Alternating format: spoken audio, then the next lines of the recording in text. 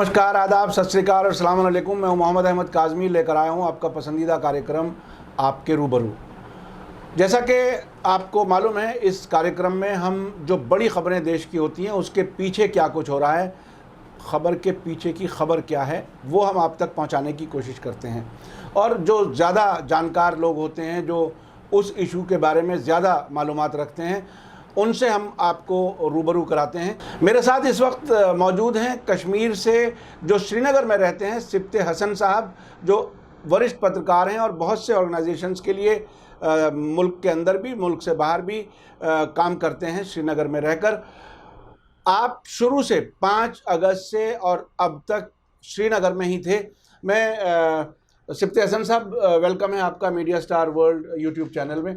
हम आपसे जानना चाहते हैं, व्यूअर्स को बताना चाहते हैं कि वहाँ किस तरह की जो ये अचानक फ़ैसला हुआ, दिल्ली में 5 अगस्त को एक ऐलान हुआ और उससे 2-3 दिन पहले वहाँ कुछ फोर्सेस वगैरह भी पहुँचाई गई, उससे और पहले वहाँ से टूरिस्ट भी हटाए गए। ये जो अचानक हुआ और उसके बाद जिसे लॉकडाउन कहा जा रहा है, उसमें कैसी थी ज़िंदगी, किन हालात से आप गुजरे, आपने अपने आसपास क्या हालात देखें, और कश्मीर में किस इलाके में आप ज़्यादा मूव कर पाए हैं अपने जर्नलिस्टिक काम से मुताल्लिक़? देखें, जो ये फ़ैसला 5 अगस्त को सामने आया है, उससे पहले कई जो सरकारी ज़राए हैं उनसे ये मालूम हुआ था कि कोई गैर मामूली फ़ैसला लेने जा रहे हैं नई दिल्ली के हुकाम, क्योंकि रेलवे हुकाम और जो भी दीगर इदारे हैं उन तक खतूत गए थे कि वो 3 महीने का स्टॉक वगैरह जमा करके रखें। अच्छा। और उसके बाद जो ये टूरिस्ट सीज़न अपने उरूज पे था, जितने भी वहाँ पे होटल वगैरह वो सब जैम पैकेट थे। और ये सबसे बड़ी बात, अमरनाथ यात्रा बहाल थी और उसको उन्होंने, यानी मैंने पहली बार देखा कि उसका जो उसकी टाइमिंग है वो 2 माह के करीब होती है, लेकिन उसको भी कम कर दिया गया। और अचानक तो नहीं, मैं नहीं कहूँगा कि बहुत सारे इसके मुतालिक ये खदशात थे कि 370 के हवाले से या 35A के हवाले से कुछ न कुछ होने जा रहा है।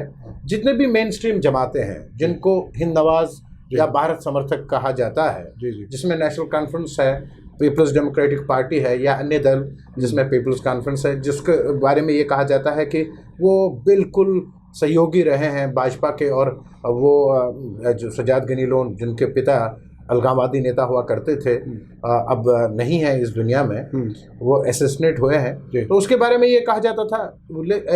4 अगस्त की शाम को उन्होंने फारूकुल्ला के निवास पर एक प्रेस कॉन्फ्रेंस की और उस प्रेस कॉन्फ्रेंस में उन्होंने कहा कि अगर जो हमारे खुसूसी विशेष इख्तियारात हैं उसमें अगर किसी किस्म की कोई छेड़खानी की गई तो हम इसके ख़िलाफ़ भरपूर अपना नज़रिया पेश करेंगे और हम इसके खिलाफ तहरीक चलाएंगे।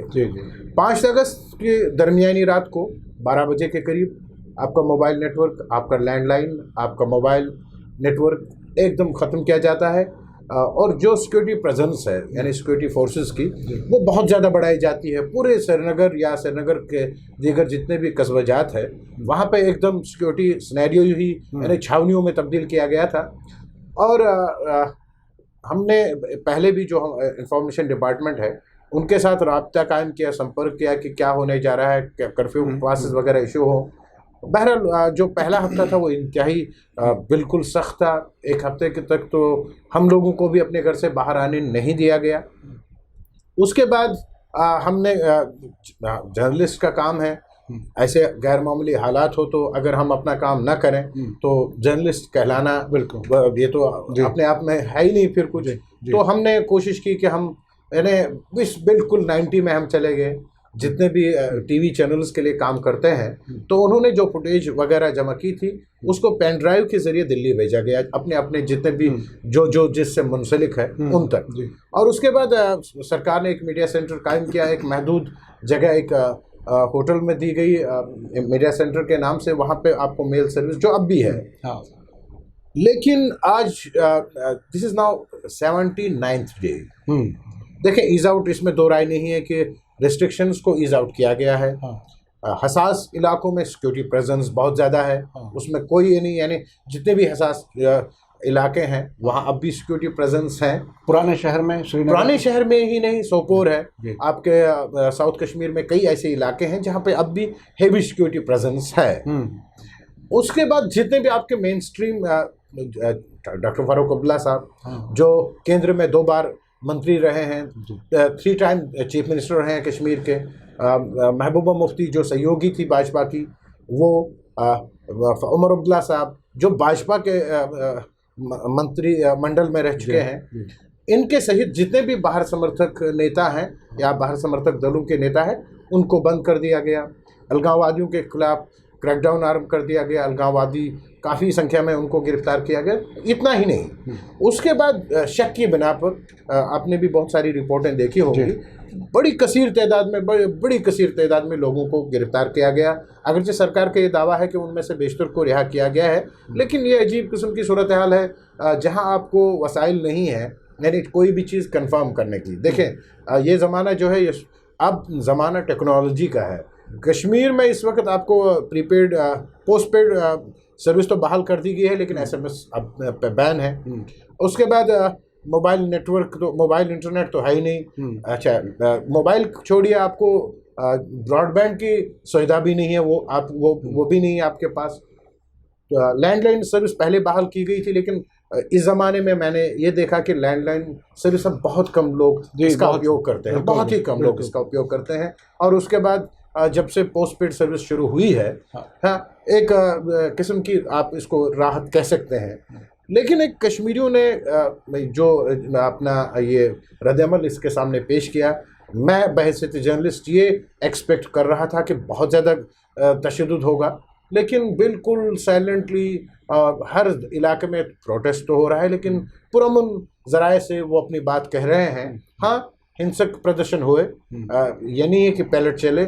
आशुरा का दिन है, आशुरा के दिन ये एक धार्मिक मामला था, धार्मिक सभा थी, लेकिन उसको भी श्रीनगर में आयोजित होने नहीं दिया गया। और जब जो युवक हैं वो जज्बाती तो होते हैं, क्योंकि धर्म के साथ एक जज्बा रहता है, जब उन्होंने जुलूस निकालने की कोशिश की तो उन पे पलट मारे गए, जिसका मैं ऐनी शाहिद हूँ, मैंने अपनी आंखों से देखा। 7 मुहर्रम को एक कदीम तरीन अलम शरीफ का जुलूस निकलता है, श्रीनगर का एक इलाका है अंदरूनी काठी दरवाज़ा, यानी इसकी जो एक तारीख़ है इस अलम शरीफ की, तो इसको भी निकलने नहीं दिया गया।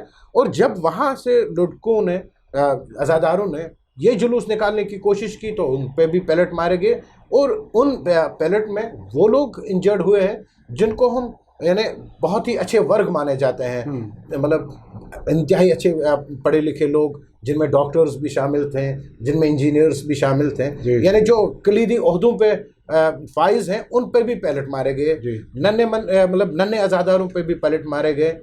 ये समझ से बालातर है। बहरहाल सरकार आज के दिन भी ये दावा कर रही है कि स्थिति उनके नियंत्रण में है, लेकिन ये एक सियासी मामला है और इसे सियासी तौर पर हल करना होगा। देखें 35A हो या 370, होम मिनिस्टर साहब ये कह रहे हैं कि ये एक आर्जी लॉ था, इसको हमने ख़त्म कर दिया। अगर कश्मीरियों को कॉन्फिडेंस में लिया गया होता, कश्मीरियों से बात की गई होती, हो सकता है ये हम एज्यूम कर सकते हैं कि जो सूरत हाल होती वो इसके बिल्कुल मुख्तलिफ होती। लेकिन अब आप ये देखें, जितने भी बाहर समर्थक दल हैं, वो जितने भी अलगाववादी हैं, जिनको आप मज़ाहमती कहिए या इंतहा पसंद कहिए, जो भी आप जिस नाम से भी आप जो भी नैरेटिव बना हुआ है, लेकिन सब एकजुट हैं। यानी इस फैसले से ताहाल मुझे मैं ये देखूं कि किसी को मैंने खुश होते हुए नहीं देखा।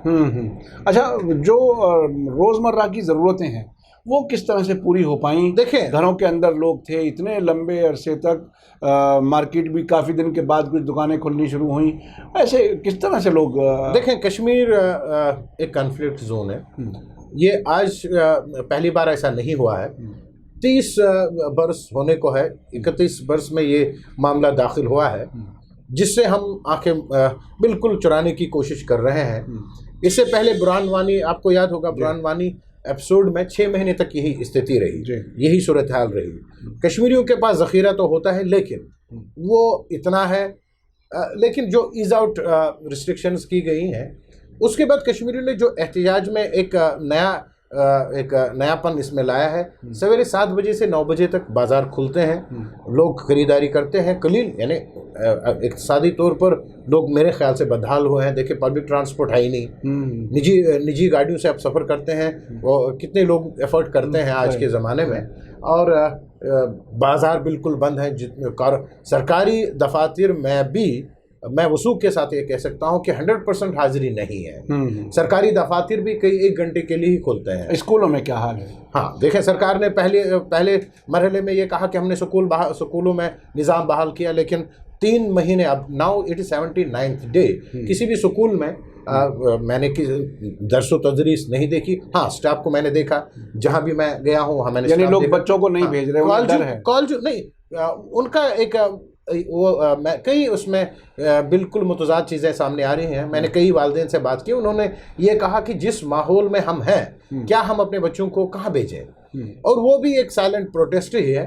उसके बाद आप ये देखें कि कॉलेजों को बहाल नहीं किया गया। और दूसरी बात जो इम्पोर्टेंट क्वेश्चन है, जितने भी श्रीनगर में स्कूल कॉलेजेस वगैरह हैं उसमें आर्जी पनाहगाह हैं वो सिक्योरिटी फोर्सेस के लिए। तो ये भी एक जो वालिदैन है उनके लिए एक प्रॉब्लम है। देखें अब एक बड़ा मसला है, अब जो स्कूल बोर्ड ऑफ एजुकेशन है उन्होंने एग्ज़ाम के डेट अनाउंस किए हैं। उसके लिए अब आप देखिए बड़ा अजीब होने जा रहा है कि पेरेंट्स अपने बच्चों को लेके एग्ज़ाम सेंटर पहुंचाएंगे और वहीं इंतज़ार करेंगे, जब वो एग्ज़ाम दे के आएंगे फिर अपने साथ वो घर ले जाएंगे। क्योंकि अब वो सूरत हाल है कि कोई ये अच्छा, अब आप ये देखिए इक़्तिसादी तौर पर मेवा जात जो कश्मीर का एक रीढ़ की हड्डी के मुतरादिफ माना जाता है, कश्मीरी सेब हो, कश्मीरी अखरोट हो, कश्मीरी बादाम हो, कश्मीरी ज़ाफ़रान हो, इस सनत को भी एक अच्छा खासा नुकसान पहुंचा है। जितने भी होटलियर्स हैं, होटलियर्स को भी एक बहुत ज़्यादा नुकसान पहुंचा है। सरकार बार बार ये दावा कर रही है कि हम उनको कंपनसेट कर रहे हैं, लेकिन ज़मीनी सतह पर अभी यानी जो कंक्रीट स्टेप्स उठाने चाहिए थे दिख नहीं रहा है। जैसे मैं एप्पल्स के बारे में सरकार ने कहा कि हम खरीदार बनने जा रहे हैं, हम इनकी मंडियों में जाएंगे, लेकिन ये एक फोटो सेशन के हद तक हो, ये सही नहीं है। अच्छा, जो कश्मीर के सिलसिले में इंटरनेशनल लेवल पर जो कुछ हो रहा है, मुझे अंदाज़ है कि जब कम्युनिकेशन ही नहीं है तो कश्मीरी लोगों को ख़ुद तो उसका शायद उसका अंदाज़ ना हो, या जैसे कि पाकिस्तान के प्राइम मिनिस्टर ने यूनाइटेड नेशन में बात उठाने की कोशिश की है, तो इसका कोई किसी किस्म का कोई इम्पैक्ट अवामी सतह पर, कोई सोच, कोई नैरेटिव बना हो, कहीं कुछ ऐसा लगा हो कि शायद हमें अब आज़ादी मिलने वाली है? कहाँ अपने आप को कहाँ महसूस कर रहे हैं आम कश्मीरी? देखें, एलिनेशन और एक मैं ये कहूँ बड़े मुख्तात अंदाज से मैं बात करूँ, कुछ न कुछ है जिसकी पर्दादारी है। देखें, अगर वहाँ पे सब कुछ ठीक ठाक है तो हेवी सिक्योरिटी प्रेजेंस की क्या ज़रूरत है? आप 31 साल से कह रहे हैं कि हम मिलिटेंट्स का मुकाबला कर रहे हैं, तो मिलिटेंट अगर आप 31 साल में उनको वाइप आउट नहीं कर पा रहे हैं तो इसका मतलब है उनको लोकल सहायता प्रदान हो रही है, लोकल सपोर्ट है। लिहाजा तलक हकीकत यह है कि आप इसको एक हकीकत तस्लीम करें। मेरा ये मानना है। देखें, अटल बिहारी वाजपेयी साहब भी एनडीए के ज़माने में वो इसी भाजपा के एक नेता रहे हैं, और उन्होंने जो नीतियाँ कश्मीर के हवाले से अपनाई थी, कश्मीर में उसको बड़ी पजीराराई हासिल थी। उन्होंने एक इनिशिएटिव लिया, वहाँ उस वक्त भी बड़े बड़े कांड हुए। आप एक करगिल देखिए, यानी लेकिन उन्होंने एक स्टेप एक्स्ट्राऑर्डिनरी स्टेप उठाया। कश्मीरियों को जो बचा कुचा इंडियन कॉन्स्टिट्यूशन ने दिया था, देखिए ये इंडियन कॉन्स्टिट्यूशन से बाहर तो था ही नहीं, 370 या 35A, ये कोई ऐसा मुतालबा नहीं था या इसमें ऐसा कुछ नहीं था जिससे अलगाववाद की बू आती हो। ये एक ऐसा लॉ था जो एक मजबूत रिश्ता था सेंटर और स्टेट के दरमियान। नई दिल्ली का अपना इस्तदलाल है, वो ये कह रहे हैं कि उनको तरक्की इससे मिल जाएगी, लेकिन अब जो कश्मीरियों को खदशा है वो ये कह रहे हैं कि अब जब ये 370 रहा ही नहीं, 370 के बाद कोई भी यहाँ आके बच सकता है, हमारी प्रॉपर्टीज नीलाम हो सकती है, हमारी नौकरियों पर शबखून मारा जाता है। भाजपा के कई लीडर बयान तो दे रहे हैं। अच्छा, अब आप ये देखिए, जब तक आपने स्टेट को 2 हिस्सों में तकसीम किया है और विफाक के ज़ेर इंतज़ाम आपने लाया है इसको, लद्दाख को तो कम्प्लीटली आपने कहा है, इसको JNK को आपने सस्पेंशन में रखा है। दीज आर ये जो थिंग्स है, इसको बड़ी डीप रूटेड मामलात हैं। नई दिल्ली को भी चाहिए कि अब जो कुछ उन्होंने अगर इस मामले को वो यानी एतदाल पर लाना चाहते हैं या सिचुएशन को नॉर्मल करना चाहते हैं, तो उनको भी मेरे ख्याल से इतना करने के बावजूद भी कोई गैर मामूली फैसला कश्मीर के हवाले से लेना होगा। कश्मीर पाकिस्तान इंडिया का ये कहना है कि वो उनका मौक़िफ़ ये है कि पाकिस्तान जो इंडियन कश्मीर है ये हमारा बिल्कुल अटूट अंग है, हम इस पे बात नहीं करेंगे। जो पाकिस्तान के ज़र इंतज़ाम कश्मीर है हम उस पे बात करेंगे। लेकिन अगर इतिहास गवाह है, तारीख़ गवाह है, जितनी भी हुकूमतें बनी हैं, चाहे वो कांग्रेस की रही हो, चाहे भाजपा के दौर रहे हो, हर एक दौर में इस मसले पे बात हुई है। अगर इस मसले पे बात होगी तो बात से ही बात बनेगी। तशद्दुद किसी भी मसले का हल नहीं है। ताकत के बल पर आप किसी भी मसले को हल नहीं कर सकते हैं। अगर लोगों के दिल जीतने हैं तो इसके लिए गैर मामूली फैसले लेने होंगे। कश्मीर में जो इस वक्त एक इंसानी अलमिया है, अब आप ये देखिए आज के ज़माने में मेरे बच्चे को नेट की इंतहाई ज़रूरत है, सब कुछ अब गूगल से हासिल होता है, उनके क्लासेस वगैरह होते हैं। इसको एक पर्सपेक्टिव ये बना दिया गया है कि भाई सिक्योरिटी सिनेरियो के साथ जोड़कर हमारे जो हुकूक हैं वो सलब हो रहे हैं। नई दिल्ली को चाहिए कि लोगों को राहत दे। अगर वो ये चाह रहे हैं कि वो ये कह रहे हैं कि भाई कश्मीर में हम तमीर और तरक्की के हवाले से हर कोई कदम उठाने के लिए तैयार है, तो लेकिन रिलीफ तो दे दें। अलगाववाद कल की बात नहीं है, पिछले 71 साल से अलगाववाद है। अगर आप जिसको मिलिटेंसी कहेंगे, ये भी पिछले 31 साल से है। आई मीन टू से अगर आपने इस हवाले से कोई कंक्रीट स्टेप्स उठाने हैं तभी ज़मीनी सूरत हाल बदल सकती है। जो इस वक्त सूरत हाल है वो इंतहाई परेशान कुन है। जितने भी इंसान दोस्त अफराद हैं जो इंसानियत के साथ जुड़े हुए हैं वो बड़ी खफा हैं इन हालात से। बहुत बहुत शुक्रिया सिफ्त हसन साहब, आपने बहुत ही तफसील से हालात बताए। ग्राउंड रियलिटीज़ क्या हैं, वहाँ के लोग क्या सोच रहे हैं, एस्पिरेशंस क्या हैं, और हमारी जो सेंट्रल गवर्नमेंट है उसे हालात को नॉर्मल करने के लिए क्या कदम उठाने चाहिए, ये आपने बहुत ही तफसील से बताया। मुझे उम्मीद है कि हमारे व्यूअर्स इस इंफॉर्मेशन से, जो बिल्कुल ग्राउंड ज़ीरो से इंफॉर्मेशन जो हमें मिली है, आप तक पहुंचा रहे हैं। ज़रूर आपको ये इंफॉर्मेशन नई लगी होगी। मैं आपसे रिक्वेस्ट करता हूं कि अगर आप YouTube पर देख रहे हैं तो सब्सक्राइब कर लें, और अगर Facebook पर देख रहे हैं तो हमारे पेज को फॉलो करें और लाइक करना ना भूलें, ताकि आपको हमारी हर एक नई वीडियो की इन्फॉर्मेशन सही वक्त पर मिल सके। इसी के साथ मुझे दीजिए इजाज़त। धन्यवाद, शुक्रिया। जय भारत, जय हिंद।